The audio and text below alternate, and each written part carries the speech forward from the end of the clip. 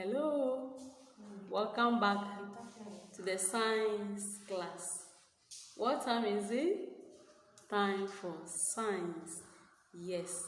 So welcome back to the class. We're going to continue with our energy, the previous lesson. The lesson we learned 2 or 3 weeks ago, we talked about energy. And last week, we talked about electrical energy. Today, we're going to talk about another form of energy. And the form of the energy we're going to talk about today, you are going to tell me. Now, you're going to tell me this way. Mommy prepared a tea on the dining table this morning. And you wanted to pour cold water or put ice cube in the tea. Why? Why? I hope you tell me because the tea was too hot. Woo! Because you can't drink the hot tea. Mommy, please, can I get some ice cream? Yes. Because the tea is too very tasty. Thirsty? Yes, you were very thirsty. You went to the fridge, you picked a sachet of water. After pouring it, my teeth. What is it? The water is too cold. Mommy brought ice cream. The ice cream was chilled. After taking it, have you felt that before? Yes. So what can you tell me about the tea in which you put the ice cube and also the ice cream or the water from the fridge? Can you tell me about them? Mommy set fire in the coal pot. Try to raise something from the coal pot without a napkin. You use your hand to touch the pot or the pan on the fire. I say, what is it? Because it's hot. It's what? Hot. So our form of energy you're going to learn today is heat energy. And under that we have hot and cold. Hot and cold. We did that in the classroom before. When we placed the tea, the hot water, the nkatinkwan, can you remember? And the omuto. Let's send our mouth back to the classroom. We put a bend down, we place all these things on it, and if you use your finger to touch them. You touch them, yes. We did. Good, you are here. So we're going to revise our hot and cold today. Our hot and cold. So that will be our topic for the day. So let's pick our science book. Let's pick our science book, and open to page 107, 118, 118, page 118. Now let's look at the things over there. Let's see if we can tell whether they are hot or cold. Can you see the firewood, the burning firewood? Yes. Then the ice cube, the yogurt, the charcoal, the fire, the fan ice, the charcoal with the burning charcoal, the ice cream, the Lipton, and the ice cube. So I hope you can tell me their state. Yes, I'm sure you can do that. So we have cold or hot and cold today. Let's go back to our screen. What is today's objective? To understand the concept of heat energy, as I've said earlier, heat energy, and its importance, effect, and source. We're also going to look at its transfer from one place to the other. So that's our objective for the day. Now, objects around us do not have the same temperature, as you can agree with me. That is why the tea is very hot, but the ice cream is very cold. The water from the fridge is also cold. So many things around us do not have the same temperature. When I talk about temperature, I hope you all know what the temperature is. The heat. The heat. The heat in an object. And as human beings, we have what? Temperature. Yes, that is when you are sick, you go to the hospital, the doctor will put the thermometer in your armpits for some time. After that, he or she will remove it and check your temperature. In doing that, they are checking your temperature. Those of us who have been to church last week and the previous Sunday before this one, the thermometer was used to check your temperature before entering the church. So every human being has a temperature. Even the room have a temperature. Okay. So you agree with me that things around us do not have the same temperature. Even two human beings may have different temperatures. Someone with a fever may have high temperature. The other one who is normal may have a normal. The one without a fever will have a normal temperature. So everything around us have temperature. That is why we see in our tea, our ice cream, the burning firewood, the burning charcoal, they don't have the same temperature. So some will be hot, others will be warm, others will be cold. Hot, warm, cold. But we are looking at hot and cold today.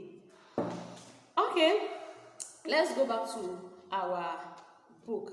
So we've seen things, some of the things that are hot and others that are cold. Can you mention some? Ice cream, cold. Water from the fridge, cold. Water from the pipe, I'm sure you say warm, normal.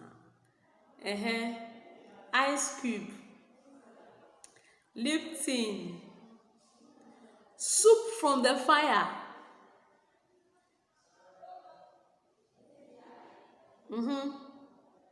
I'm sure you can tell me their temperature, whether they are hot or cold.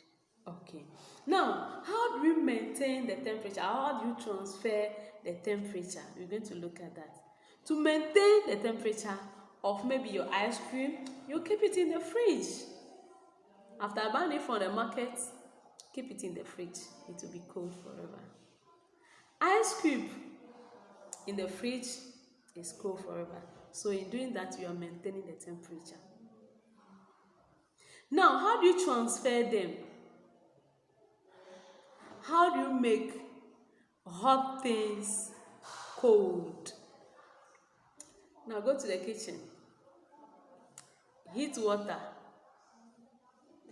Put it in the cup. Leave it for some time. You are leaving it for some time because it's not advisable to put hot thing in the very hot thing in the fridge. So leave it for some time. When it's hot, when it's warm, put it in the fridge. After 30 minutes, touch that same water you heat from the fire. What will be the state? Very cold. But don't forget, it was hot when you heat it from the fire. But putting it in the fridge, it becomes what? Cold. So you can make cold thing hot and hot thing also cold. In doing that, you are transferring the temperature from one source to the other. You are doing what? Transferring the object or the state of an object, the temperature from one state to another. Now pick your ice cube, put it in the pan, put it on the fire. After 5 or 10 minutes, put your finger into it and see. I'm sure you get your ice cube back. No, the ice cube will turn to water and the water will be very hot because it was taken from the fridge. Putting it on the fire will make it hot. So in doing that, you are making the hot thing cold. Don't forget, the first one, you heat the fire, you heat the water, you put it in the fridge, it becomes cold. This time you are picking the ice cube, putting it in a pan on the fire, and it becomes what? It becomes So let's go to our book, How to Make Cold Things Hot. Yes, that's what we've talked about. And here is the when two materials are in contact. The one with the higher temperature affects the one with the low temperature. When two objects are put together, two materials are in contact. The one with the higher temperature affects the one with the low temperature. That is why those of us who don't have the fridge will go and buy drinks. Because the drinks are warm, we don't want to drink them like that. We will go and buy ice block, put it on the drinks. For some time, you realize that the drinks becomes cold. I remember the Ekudeme seller. Yes, when you look into her Ekudeme, you see the ice cube there. Because the Ekudeme was prepared on the fire and it was very hot. She placed it down for it to be warm. But because she wants it cold, she put the ice block into it. So the warm Ekudeme with the ice block, which is very cold, the ice block temperature is higher than the warm Ekudeme. So the high temperature, which is the ice block, affects the warm Ekudeme. So the Ekudeme becomes what? Cold. When two materials are in contact, the one with the higher temperature affects the one with the low temperature. That is why when you are under the sun, because the sun has a higher temperature, your body becomes what? Hot. Because your temperature was low, but the temperature of the sun is what? Higher than you. That is why it becomes hot. So when two things are together, the one with the higher temperature affects the one with the low temperature. Take water from the fridge. Pick the one that is not from the fridge. The one that is not in the fridge. Put them together for some time. You tell me the temperature of the two. And I'm sure you're going to do that for me. Okay. Thank you. Okay. So, to maintain cold things cold, you put them in maybe fridge. What else can you put it? Maybe in the deep freezer. To maintain hot things hot, you heat them. But don't forget, you can make cold things hot and hot things cold. We've already explained that.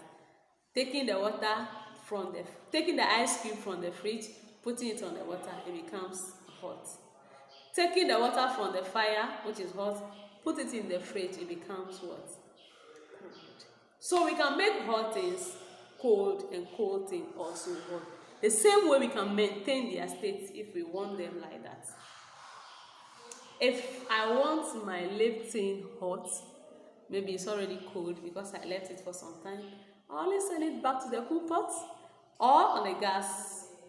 Light the fire, then you realize that my hot Lipton will be boiling and become so hot for my taste. The same way, if I want my fine ice to be cold, I only put it in the fridge or in the deep freezer and it maintains its state. So here ends today's lesson. What have you learned today? We have looked at cold things and hot things. We've mentioned some items that are hot. Example, the hot soup, the soup removed from the fire, the hot banku, the tea, not only those ones, but also the fire itself is hot. Out of the sun, very, very hot. The oven, that is on, very hot. What again? The stove, yes, when it's lighted, very, very hot. And we've also looked at the cold things. Let's mention some of the cold things we've mentioned. You've seen our fan yogurt, our ice cube, ice cream, water from the fridge, they are all cold.